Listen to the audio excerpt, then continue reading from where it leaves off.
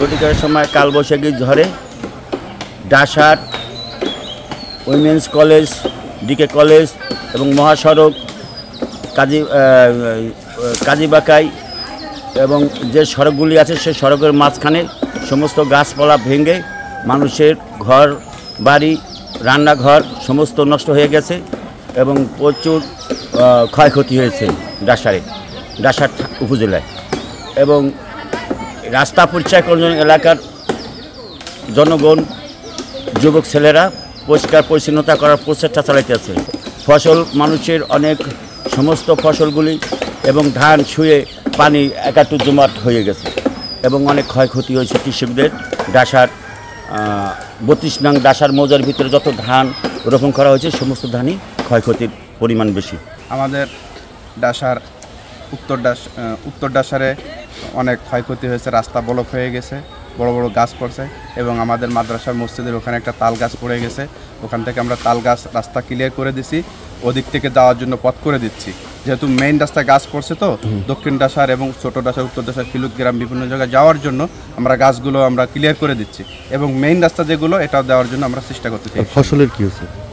আমাদের মাদ্রাসারও প্রচুর ক্ষতি হয়েছে এবং এলাকাবাসীদের প্রচুর আশেপাশে যা আছে অনেক গাছপালা ভেঙে গেছে। হ্যাঁ, ফসলাদি অনেক কিছু পানিতে তলায় গেছে এবং এলোমেলো হয়ে গেছে। কাইসেল যারা ধান কাটা তারা ধান কাটা থেকে চলে আসছে।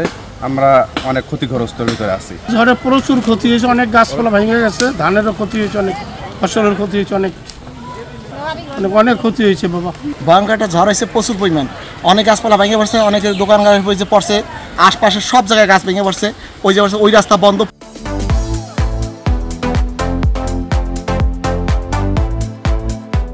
পুরা বড় বড় গাছ মোটা গাছ ভেঙে পড়ছে। এই পাশে পড়ছে, এই যে এইখানে দেখা যাচ্ছে সব পড়ছে, মানে তারের খাম্বার সব তার সিরিয়া বিরিয়া সব লন্ডভন্ড হয়ে গেছে, এরকম অবস্থা। গাছালি যা ছিল সবগুলো ভেঙে পড়ছে, ঘরের উপরে পড়িয়া ঘরও ভাঙছে, ঘরের চাল ঠাল অনেকগুলো ভেঙে গেছে। আর ওয়ালের উপরে পড়িয়া ওইখানে কবরস্থানে ওয়ালের উপরে পড়ছে গাছ একটা, ওখান দিয়ে ওয়াল ফেটে গেছে। ঝড় তো হয়েছে, ভালো ঝড়ই হয়েছে। আর ক্ষয়ক্ষতি কী হয়েছে? এখন দোকানের ভিতর কি হয়েছে না হয়েছে এখন দোকান খুললে বোঝা যাবে। দোকানের উপরে দেখা যাইতেছে গাছপালা পুরো রয়েছে, অনেক ঝড় হয়েছে, অনেক বাতাস হয়েছে, অনেক গাছপালা ভাঙছে, অনেক ক্ষয়ক্ষতি হয়েছে। দোকানের উপরে বসত বাড়ি ঘর ভাঙে পড়ে। এখানে দুপুর 12টার দিকে হঠাৎ করে কালবৈশাখী ঝড় শুরু হয়। তো ঝড় শুরু হওয়ার পরে প্রায় 10 থেকে 15 মিনিট প্রবল বাতাস এবং ঝড় থাকে। এর প্রেক্ষিতে আমরা ঝড় শেষ হওয়ার সাথে সাথে আমাদের ইউনিয়ন পরিষদের যারা চেয়ারম্যান মহোদয় আছেন তাদেরকে এবং গ্রাম পুলিশদেরকে আমরা নির্দেশনা দিয়েছি যে কী পরিমাণ ক্ষয়ক্ষতি হয়েছে, ভৌত অবকাঠামো এবং ফসল সংক্রান্ত সেগুলো আমাদেরকে দ্রুততম সময়ের মধ্যে প্রতিবেদন দেওয়ার জন্য। পরবর্তীতে সেই প্রতিবেদন প্রাপ্তির সাপেক্ষে আমরা পরবর্তী ব্যবস্থা গ্রহণ করি। প্রাথমিকভাবে আমাদের নবগ্রাম ইউনিয়নে 4 থেকে 5টি অস্থায়ী ঘরের টিনের চাল উড়ে গিয়েছে এবং 20 থেকে 25টি গাছ ঝড়ে পড়ে গিয়েছে। কৃষি তথ্যটা আমরা এখনও পাইনি সঠিক, আমরা আশা করছি দ্রুততম সময়ের ভিতরে আমরা কৃষি তথ্য পেয়ে যাব।